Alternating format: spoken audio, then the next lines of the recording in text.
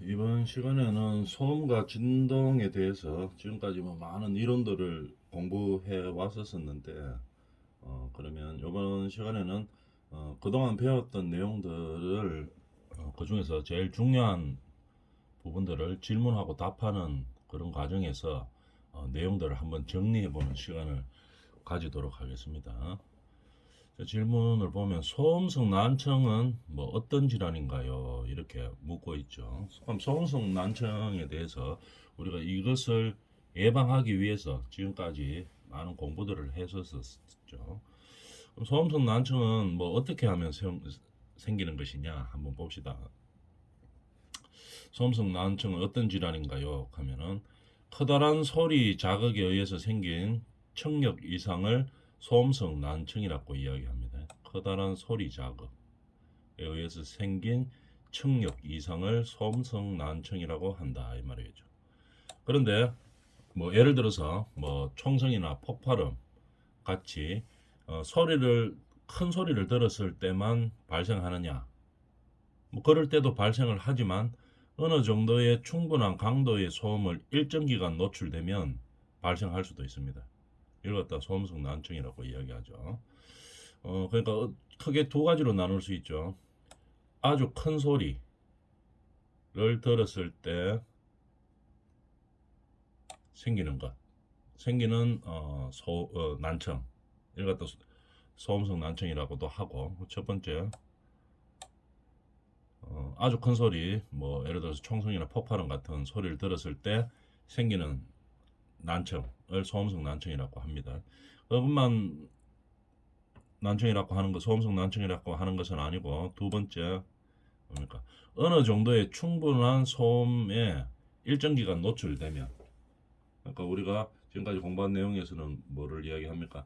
85데시벨 이상의 소음에 일정 기간 노출되면 발생하는 것을 소음성 난청이라고 이야기합니다. 근데 이 소음성 난청 중에서는 일시적 소음성 청력 손실이 발생할 수도 있고, 그러니까 조금 지나면 다시 회복될 수도 있고, 아니면은 영구적 감각 신경이 손실돼 가지고 나오는 어, 영구적 감각 신경성 청력 손실, 이걸 갖다가 소음성 난청이라고도 이야기합니다.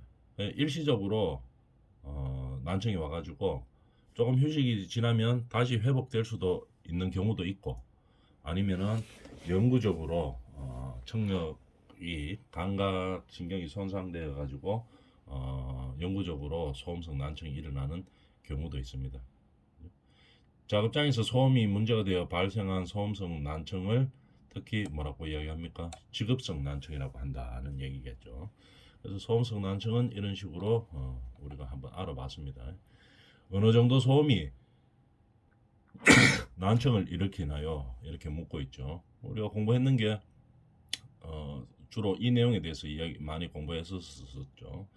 85데시벨 이상의 소리는 어떻게 됩니까? 청력에 해로운 것으로 되어 있으며 강도가 높아질수록 난청의 정도는 점점 심해집니다. 뭐 이렇게 되어 있죠. 그래서 어느 정도 소음이 난청을 일으키나요? 85데시벨 이상의 소리에서 난청을 일으킬 수가 있습니다. 그럼 85데시벨이 어느 정도 되느냐? 이제 그걸 알아야 되겠죠. 우리가 그냥 일상생활에서 대화하는 게 한 50에서 60, 일상적인 대화 있죠. 50에서 60 데시벨 정도 되는 겁니다. 그냥 사람이 이야기하고 이렇게 될 정도가 50에서 60 데시벨 정도라고 이야기합니다. 그 정도 같으면 한 85 데시벨이 어느 정도 소리인지 대충 짐작은 되죠. 그래서 뒤쪽에서 자세하게 나오니까 그때 한번 또 보도록 하고, 어느 정도 소음이 난청을 일으킬 수 있느냐 이 말이죠. 우리가 데시벨로 보통 단위를 표시를 하죠. 소음의 단위를. 그 중에서 한 85 데시벨 이상의 소리에서 난청을 일으킬 수 있는 소리라고 규정하고 있습니다. 그래서 우리가 사업장에 소음을 감소시키는 기준을 85 데시벨 이하로 낮추기 위해서 우리가 여러 가지 대책을 세우고 소음을 저감시키기 위해서 노력을 하는 거죠. 그다음에 그러면 이제 자세하게 한번 봅시다. 소음 수준이 85dB이 어느 정도인지를 알아야 되겠죠. 그리고 우리가 한번 알아봅시다. 요 정도네요. 85dB이 넘어서는 90dB이 어느 정도 소리인지. 요 소리가 우리 일상생활에서 이제 겪을 수 있는 것들이죠. 요 정도에서 한번 85dB이 어느 정도 소음인지 한번 알아봅시다. 30dB 같으면 속삭임, 조용한 도서관 정도, 요 정도 되는 것을 뭐라고 합니까? 우리가 한 30dB 정도라고 이야기합니다. 저음의 대화가 한 40dB. 그냥 일상 대화, 사람이 말하고 이런 게 한 50에서 60 정도, 그 사이 정도 됩니다. 일상 대화가. 그 다음에 뭐 타자기 소리, 재봉틀 소리, 그렇게 우리가 많이 시끄럽게 느끼지는 않아죠. 그런 것들을 한 60dB 정도라고 이야기합니다. 그 다음부터가 이제 우리가 소음이 난청을 일으킬 수 있는 소음원이죠. 소음원의 크기죠. 어느 정도 되는가 한번 봅시다. 90dB 정도 되면 잔디 깎는 소리, 잔디 깎는 기계 소리죠. 트럭 소리. 이런 소리들을 하루 8시간 이상 노출 시에 하루에 8시간 이상 노출 시 청력 저하를 유발할 수 있는 소리들입니다. 그래서 우리가 소음을 저감시키기 위한 기준도 85dB 정도로 보고 있는 거겠죠. 여기 한 90 정도 되는 소리입니다. 잔디 깎는 기계, 트럭 소리 이런 것들. 그다음 조금 더 시끄러운 거, 한 100dB 정도 되는 거는 뭡니까? 체인톱, 우리 체인톱 알죠? 나무 같은 거 자를 때 체인톱이라든지 공기 드릴, 모빌, 스노우모빌, 그다음에 이런 정도의 소리들. 우리가 나무 자를 때 전기톱 소리 휘잉 하면서 나는 거 있죠. 그 정도 되는 게 한 100dB 정도라고 보고 있습니다. 100dB 정도 되면 하루 2시간 이상 노출 시 청력 장애를 유발할 수 있는 거겠죠. 115dB. 이런 것들은 어떤 정도를 말하느냐. 모래 본사기나 록 콘서트장 이 정도 소리, 소음들 있죠. 좀 시끄럽게 음악회 이런 거 하는데 아주 큰 소리 나는 거 그 정도, 모래 분사기 정도, 요 정도를 115dB이라고 이야기합니다. 이거는 하루에 한 15분 정도 노출되면 청력 장애를 유발할 수 있는 거죠. 그 다음부터는 아주 심각하죠. 130dB는 제트기 소리 같은 것들 엄청나게 소리 크죠. 140dB 정도 되면 뭐 총소리, 제트 엔진 이런 것들을 말하는 겁니다. 아주 큰 소리를 말하는 거죠. 충격은. 이런 정도를 보면 우리가 데시벨이 어느 정도 되는지를 이제 파악할 수 있겠죠. 여기서 우리 근로 현장에서 근로자들에게 청력 감소를 유발할 수 있는 기준은 한 85dB 정도라고 보고 있습니다. 85dB에서 8시간 이상 노출되면 청력이 저하된다고 우리는 알고 있죠. 그래서 85dB 이하로 근로 현장에서의 소음원을 줄이기 위해서 노력을 하는 거죠. 이 정도 규모입니다. 소음성 난청의 정상이 뭐 어떻게 되냐 한번 봅시다. 85dB 이상 되는 장소에서 하루에 8시간 이상씩 노출되면 어떻게 되는가 하면은 귀 안에 뇌이라고 있죠. 뇌이 속에 있는 귀를 말하는 거죠. 뇌의 손상이 발생합니다. 손상이 유발. 그죠? 손상이 뇌의 손상이 유발하게 되는 거겠죠. 그래서 이 뇌의 손상이 일어나면 보통 어떻게 됩니까? 청력 손실이 불편하기도 하고 이명이 들리기도 하고, 그죠? 그 다음에 상당히 불편하죠. 잘 안 들리죠. 잘 안 들리고 그 다음에 뭐 이명이 발생할 수도 있고 그 다음에 같은 소리가 두 가지 형태로 막 들리고 이런 경우가 있습니다. 개인차는 매우 크죠. 그래서 소음성 난청의 증상은 어떠냐? 이명 증상이 나타날 수도 있고 불편을 호소할 정도, 잘 안 들리기 때문에 그런 거죠. 잘 안 들리기 때문에 그런 현상이 발생합니다. 그 다음에 이거는 소음성 난청은 어떻게 됩니까? 아까 서두 이야기했다시피 한번 발생해가지고 신경이 손상돼가지고 영구적으로 손상이 될 수도 있고, 아니면은 소음이 없는 곳에서 휴식을 취하다 보면 다시 돌아오는 경우도 있습니다. 그래서 이렇게 우리가 점검을 통해서 기에 이상이 있다든지 이렇게 주기적으로 점검을 한 이후에 그런 문제가 발생하면 어떻게 거기에 따른 대처를 할 수 있어야 되겠죠. 소음성 난청의 증상은 뭐 이명이라든지 불편함, 호소 이런 것들이 이제 일어나기 시작하는 거죠. 근데 이 소음성 난청이 뭐 일시적으로 발생해 가지고 다시 휴식을 취했을 때 돌아오는 경우도 있지만, 손상이 돼 가지고 영구적으로 돌아오지 않는 신경 손상이 일어날 수도 있습니다.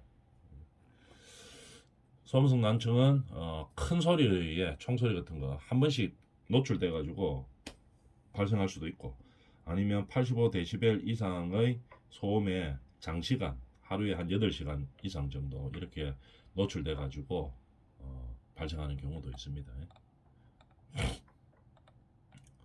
그럼 예방할 수 있냐요? 소음성 난청을 예방할 수 있나요? 예방할 수 있죠. 예방을 어떻게 하느냐 한번 봅시다. 미국에서 기준은 어떻게 하면은 예방할 수 있다고 합니까? 일단 난청은 소음원이 없으면은 난청이 발생하지 않습니다. 작업장에서는. 그럼 어떻게 예방할 수 있습니까? 청력 보호구 착용하는 거죠. 청력 보호구를, 개인 청력 보호구를 착용하든지, 아니면은 소음원, 작업장이나 소음이 심한 기계에 뭘 합니까? 방음 시설을 하는 거죠. 차음시킨다든지, 아니면은 흡음시킨다든지, 아니면 밀폐를 시킨다든지, 이런 방음 시설을 하는 겁니다. 소음을 줄이는 거죠. 이도 저도 안 되는 상황이다 이러면 어떻게 하면 됩니까? 작업 시간을 제한하면 되겠습니다. 작업 시간을 줄여주면 되는 거겠죠. 뭐 이런 청력 보호구는 뭐 당연히 지급할 수 있을 거고, 현장의 여건상 방음 시설을 도저히 할 수 없다 이러면은 작업 시간을 제한해도 되는 겁니다. 관리적 대책을 세우는 거겠죠. 그 다음에 노출 후에 충분한 시간 동안 소음을 피해야 하는 거죠. 휴식 시간을 준다는 얘기겠죠. 노출이 뭐 불가피하게 좀 됐다 하더라도 휴식 시간을 주면 다시 회복이 되죠. 되는 경우가 많죠. 일시적 손상이 일어나는 경우에. 그 다음에 이렇게 예방하기 위해서는 교육과 상담이 필요하다 이런 얘기겠죠.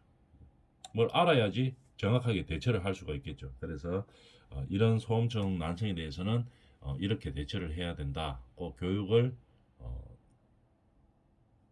통해서 근로자들이 난청에서 그 위험에서 벗어나도록 그렇게 해야 되는 거겠죠. 미국의 기준은 소음성 난청을 뭐라고 보고 있습니까? 85데시벨 이상의 소음에서 근로자가 하루 8시간 수준에 노출될 때 우리가 난청이 발생할 수 있다고 보는 거죠. 그래서 이 기준에 해당되는 사업장에서는 청력 보존 프로그램을 실시해야 되는 겁니다. 그 다음에 그러면 우리나라에서는 어떻게 하고 있습니까? 산업안전보건법에서 법으로 강제하고 있죠. 산업안전보건법에서 소음 측정 대상 작업장을 명시하고 있습니다. 그래서 어느 정도 규모 이상이 되어야지 우리가 소음에 대처하기 위한 청력 보존 프로그램을 실시해야 되는지 그 기준을 이야기하고 있는 거겠죠. 소음 노출의 기준은 어떻게 되느냐? 자, 표에서 나오죠. 표를 보면서 한번 봅시다. 소음 노출 기준. 충격 소음은 제외입니다. 한번 세게 팡 터지는 게 아니고 계속 지속적으로 나오는 소음들이 있죠. 그 노출 기준은 어떻게 되는가 한번 봅시다. 1일 노출 시간을 우리가 85데시벨 이상 8시간 이상 하루에 근무하면은 난청의 위험이 있다고 보는 거겠죠. 그 다음에 소음의 노출 기준은 어떻게 됩니까? 여기 85가 아니고 90입니다. 노출 기준은 90데시벨에서 8시간을 노출하는 시간을 초과하면 우리가 난청의 위험이 있다고 보는 거겠죠. 그 요거를 갖다가 우리가 시험 같은 거 칠 때는 다 알아야 되는데 그 기본적으로 알 수 있는 게 시간이 반으로 줄죠. 50%씩 줄죠. 8시간, 4시간, 2시간, 1시간, 30분, 15분 될 때마다 데시벨이 90데시벨에서 시작해서 5데시벨씩 늘어나는 겁니다. 이렇게 기준이 그렇게 잡혀 있죠. 그래서 보면 소음의 노출을 허용하는 시간이 기준이 8시간입니다. 8시간 데시벨은 90데시벨 일 때 8시간 95일 때는 4시간 반으로 확 주는 거죠. 시간은 반으로 줍니다. 갈수록 50%씩 줄고 데시벨은 5데시벨씩 늘고 이게 충격 소음은 제외하고 그냥 계속 들리는 소음을 말하는 거겠죠. 충격 소음에 대한 허용 기준은 이 기준과 다릅니다. 한번 충격 소음에 대한 노출 기준을 한번 봅시다. 근데 충격 소음에 대해서 노출되어서는 안 되는 기준이 있죠. 140데시벨을 초과하는 소음에 노출되어서는 안 됩니다. 단 한 번에라도 난청이 올 수가 있는 그런 상황인 거죠. 그래서 우리 근로 현장에서 어떤 근로 현장이든지 간에 140데시벨을 초과하는 소음이 발생하면 안 됩니다. 그래서 140데시벨 이상의 소음이 발생하지 않도록 우리가 그 소음원을 관리를 한다든지 청력 보호구를 지급한다든지 현장에 맞는 어떤 방법을 써서라도 140데시벨을 초과하는 소음이 발생하지 않도록 해야 되겠죠. 충격 소음에 대한 노출 기준은 이렇게 되어 있습니다. 요거하고는 좀 다르죠. 요거는 충격 소음이 아니고 금방 봤던 거 요거는 지속적으로 나오는 연속 소음을 말하는 거죠. 충격 소음에는 140데시벨 이상은 노출돼서는 안 되는 거고 작은 것부터 볼까요? 120데시벨 이하에서는 노출 횟수를 만회라고 보고 있습니다. 1회 기준이 얼마냐? 1초 이상의 간격으로 발생하는 것을 말하는 거죠. 130데시벨에서는 1000회입니다. 140데시벨 이하에서는 100회를 말하는 거죠. 이거 이상 충격 소음에 노출이 되어서는 안 됩니다. 140데시벨 이하는 100이고 140데시벨 넘어가는 것은 한 번이라도 노출되면 안 되는 그런 환경을 말하고 있는 거죠. 노출 기준이 이렇게 됩니다. 충격 소음과 연속 소음에 대해서 노출 기준에 대해서 알아봤죠. 그 다음에 큰 소리를 짧은 시간 동안만 들어도 소음성 난청이 생길 수 있나요? 큰 소리, 아주 큰 충격음 같은 거 있죠. 한 번, 두 번 딱 짧게 들었는데 소음성 난청이 생길 수 있나요? 당연히 생기죠. 어떤 경우에 생깁니까? 노출되면 안 되는 경우들. 요 나와있죠. 아까 위에서 했던 내용하고 같은 내용이네요. 90데시벨의 소리, 그 기준은 뭐 잔뜩 깎는 기계, 트럭 소리 정도 되는 거를 8시간 이상 들으면 청력 손실이 발생하죠. 큰 소리, 그러니까 데시벨이 높아질수록 노출되어도 된다는 허용 시간이 줄어드는 겁니다. 100데시벨에서는 2시간 이상 노출되면 청력 손실이 될 가능성이 있는 거죠. 115데시벨은 아까 우리 표에서 봤듯이 15분 이상 15분이 최대 허용치입니다. 이보다 더 강한 소리는 노출되는 즉시 청력 손실이 될 수 있습니다. 물론 금방 회복될 수도 있지만 영구적으로 청력 손실이 될 수도 있는 거죠. 그 기준이 아까 표에서 봤던 그런 내용들이죠. 표를 다시 한번 살짝 보면 요거죠. 요거 이상 연속음일 때는 요거 이상의 이 해당하는 데시벨에 이 시간 이상을 노출하면 안 되는 거고, 그 다음 충격음 기준으로 했을 때는 이 정도 충격일 때 횟수로 봤을 때 이거 이상 노출되면 안 된다는 얘기입니다. 그 다음에 소음성 난청이 있을 때 이명이 왜 생기나요? 이명의 원인은 뭐 분명 명확하게 그 규정된 것은 없지만 어, 뇌의 청신경, 뇌 등의 소리를 감지하는 신경 경로와 이와 연결된 뭐 신경계통의 비정상적인 과민성 현상으로 생긴다 이 말이죠. 이명이 들리죠. 다른 소리 막 소리 안 나는데 막 시계 소리 짜각짜각짜각 이런 소리 막 들리고 하는 거겠죠. 신경이 문제가 생겨서 이명이 생기는 겁니다. 그래서 신경에 문제가 생기기 때문에 돌아오는 경우보다 돌아오지 원상으로 회복되지 않는 경우가 훨씬 더 많습니다. 난청이 발생했으면. 그래서 우리 근로자들이 난청이 발생하지 않게끔 청력 보존 프로그램 등의 프로그램을 적용해 가지고 철저하게 관리하고 있는 거죠. 국가에서 관리를 하는 거죠. 이렇게 하는 이유는 난청이 한번 오면은 이게 신경 손상으로 오기 때문에 회복이 되지 않고 영원히 난청으로 이어지는 경우가 많습니다. 그래서 우리가 근로자들이 작업장에서 소음에 노출돼서 난청이 발생하지 않도록 관리를 하는 거죠. 소음성 난청은 완전히 치료될 수 있나요?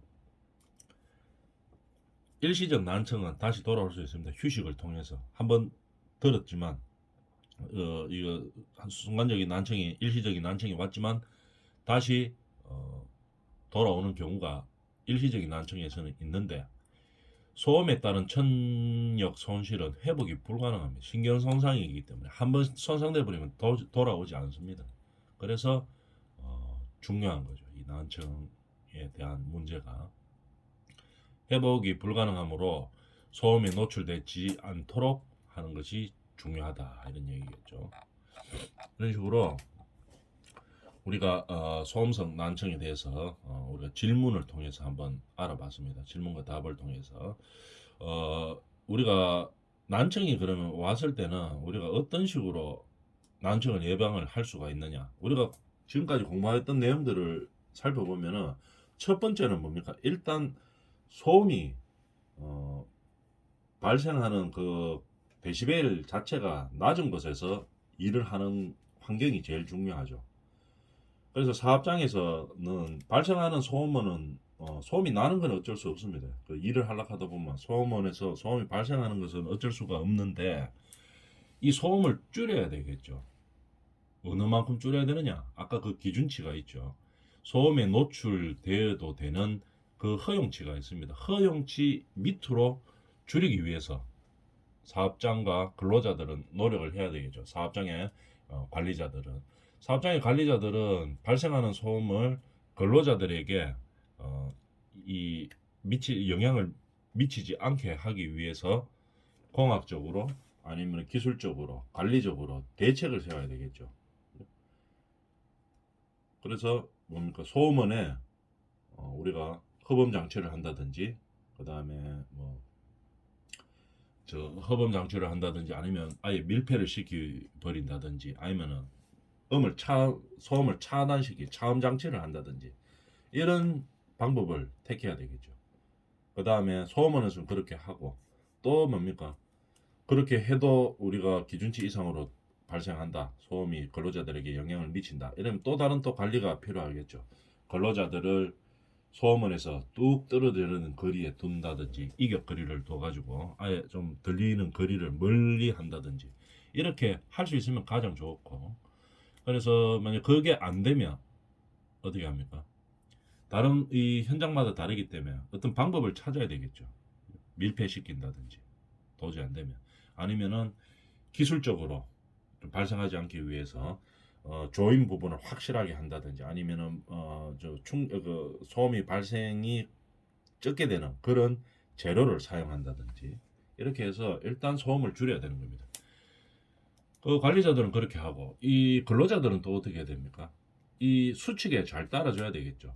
청력 보존 프로그램 수칙에 잘 따라서 그에 맞추어서 우리 근로자들도 행동을 해야 됩니다. 지급된 청력 보호구들을 정확하게 목적을 달성할 수 있도록 반드시 착용을 잘 해야 되고, 그 다음에 이 청력 보존 프로그램에 정해준 그런 방법대로 우리 근로자들도 열심히 노력을 해야 되겠죠. 그래서 청력이 손실되지 않도록 그렇게 우리 사업주와 이 근로자들은 같이 노력을 해야 되는 겁니다. 왜냐하면은 이 소음에 따른 청력 손실은 회복이 거의 불가능합니다. 한번 나빠져 보면 돌아오지가 않습니다. 이게. 왜냐하면 아까 말했는 신경 손상이기 때문에. 그래서 회복이 거의 불가능하다고 볼 수 있죠. 그만큼 중요한 문제입니다. 그래서 우리 국가에서도 적극적으로 이거에 대해서 대처를 하고 있죠. 지도 감독을 하고 있습니다. 이런 식으로 난청은 아주 중요한 근로자들의 건강 문제이기 때문에 이 소음과 진동이라는 과목을 통해서 우리가 그 예방 방법에 대해서 공부하고 있는 거죠. 자, 이번 시간은 여기까지 합니다.